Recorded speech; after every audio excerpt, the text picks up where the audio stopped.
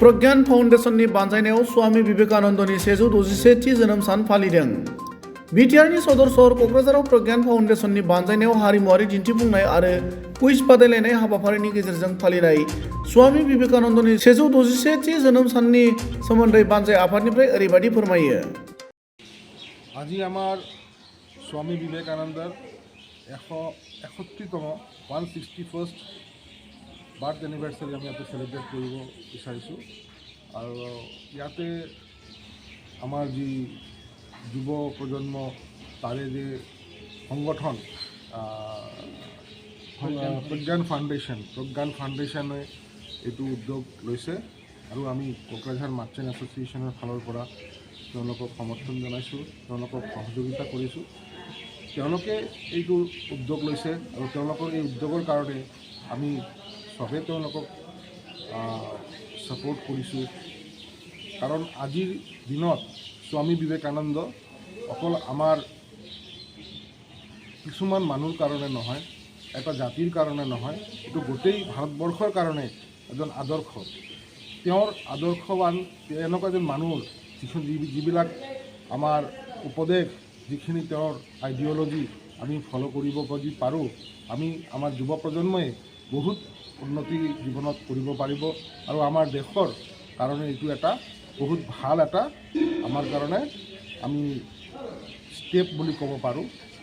কাৰণ যুৱ প্ৰজন্মই আমাৰ দেশৰ যিটো আগন্তুক যিটো আমাৰ ভৱিষ্যত, তেওঁলোকেহে সেইটো আগবঢ়াই লৈ যাব আৰু তাৰে কাৰণে যুৱ প্ৰজন্মৰ প্ৰেৰণা হিচাপত স্বামী বিবেকানন্দ এজন আদৰ্শৱান পুৰুষ, এজন আইডিয়ল আৰু সেই এজন বিশ্ববৰণ্য এজন নেতা বুলি কোৱাটো ভুল হ'ব, বিশ্ববৰণ্য এজন মহাপুৰুষ।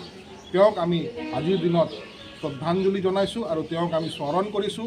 তেওঁৰ এই 161st যিটো বাৰ্থ এনিভাৰ্চাৰী তাৰে দ্বাৰা আমি এইটো তেওঁক শ্ৰদ্ধা জনাই আজি আমি আৰু আমাৰ যুৱ প্ৰজন্মৰ মাজত তেওঁৰ যিখিনি বাণী, যিখিনি আদৰ্শ, যিখিনি তেওঁৰ মূল্যৱান উপদেশ, সেইখিনি আমি জানাব বিচাৰিছোঁ। প্রজ্ঞান ফাউন্ডেশনের প্রতিষ্ঠাতা ও সভাপতি, আজকে আমাদের প্রজ্ঞান ফাউন্ডেশন থেকে ন্যাশনাল ইউথ ডে সেলিব্রেট করা হচ্ছে।